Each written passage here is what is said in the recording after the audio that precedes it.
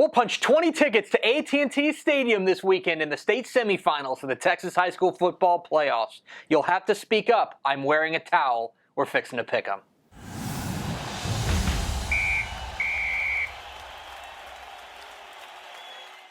Welcome in to Fixin' to Pick'em in partnership with the NFHS Networks, your guide for Texas High School Football Weekend. My name is Greg Tepper of Dave Campbell's Texas Football and TexasFootball.com. Thank you so much for tuning in. Here we are, the state semifinals, one step away from the state championship games at AT&T Stadium in Arlington. 20 games this week, all of them big, so big in fact, I had to make you pick which games I was going to spotlight. So let's check out the poll results.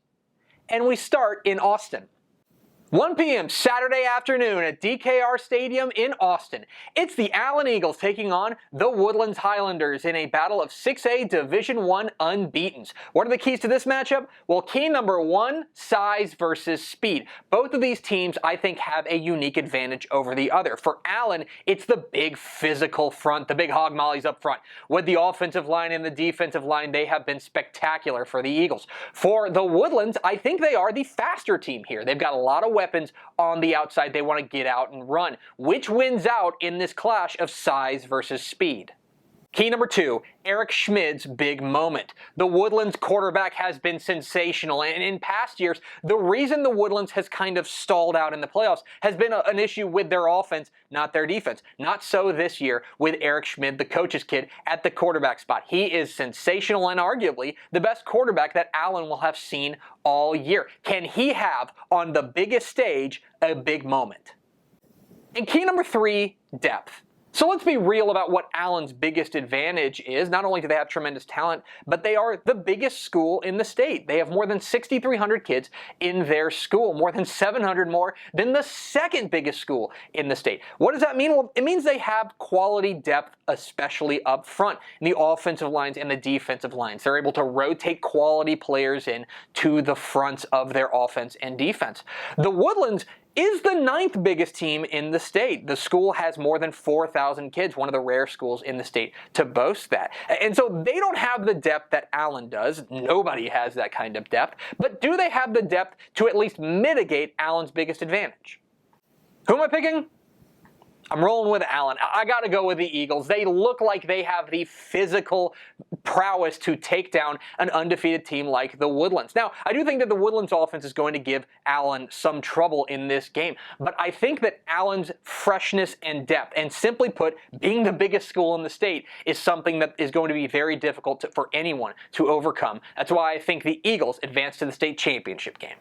7:30 p.m. Friday night at Houston's NRG Stadium. It's another battle of unbeatens, this one in 4A Division II play, as the West Orange Stark Mustangs take on the Geronimo Navarro Panthers. What are the keys to this matchup? Well, key number one, West Orange Stark against the slot T. Navarro runs the slot T offense, and they run it with ease with their quarterback, Will Eveld, and their running back, Jack Wright. They spread the ball around. It is a very difficult offense to game plan for. West Orange Stark hasn't seen a ton of this kind of offense all year long. Now, the West Orange Stark defense has been outstanding. We'll get to that in a moment. But can they game plan for an offensive scheme that they haven't seen much of?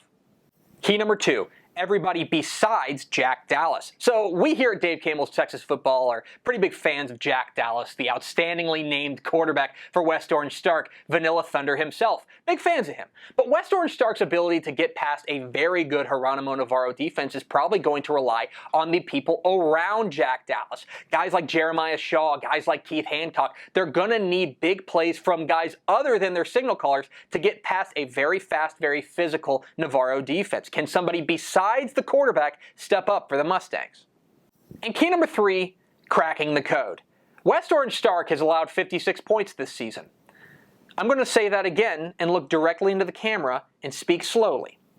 West Orange Stark has allowed 56 points this season. That's in 14 games. This defense has been outrageous. A lot of these points aren't even from their defense. They're special teams plays or safeties. Simply put, this is the defining characteristic of 4A Division II this season. The West Orange Stark defense. Can anyone, especially Geronimo Navarro, get past it? Who am I picking? I'm rolling with West Orange Stark.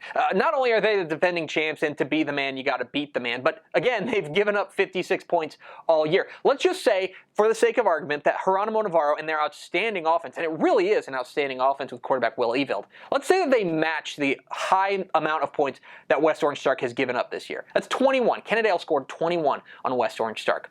They would then have to hold down West Orange Stark to under 21 points, and with the way that this offense is rolling with quarterback Jack Dallas, I'm just not sure that's a reasonable expectation. I think West Orange Stark looks like the best team in 4A Division II. I think they advance to a state championship game.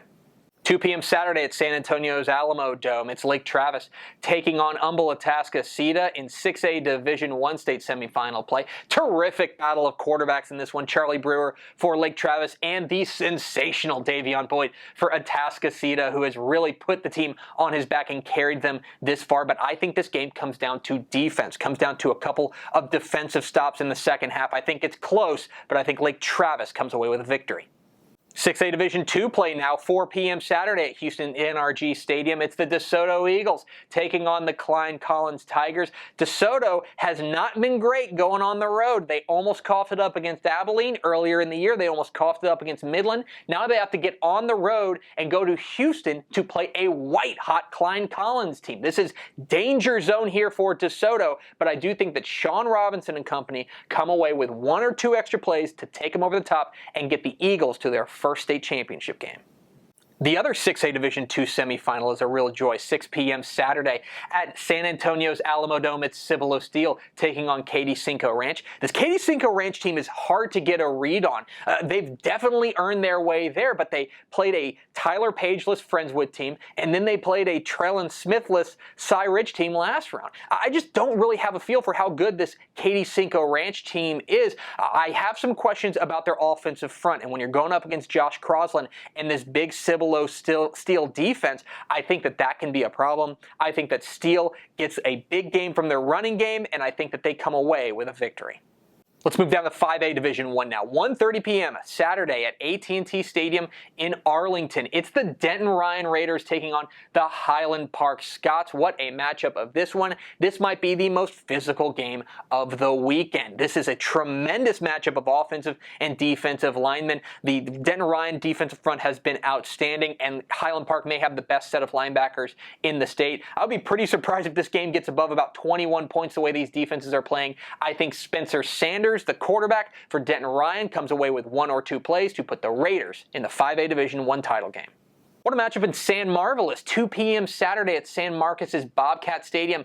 Temple takes on Richmond Foster for a spot in the 5A Division I title game. We were all impressed with Temple's win over Manville last week, and their reward is an unbeaten Richmond Foster team, a team that hits a ton of home runs with wide receiver Cedarian Lamb and their quarterback Alex Ramart. I think that Temple wants to keep this score low. They don't want to get in a shootout, win this game a lot like they did last week against Manville. They've got to win with their defensive front. Defensive end Taquan Graham has to have a big game.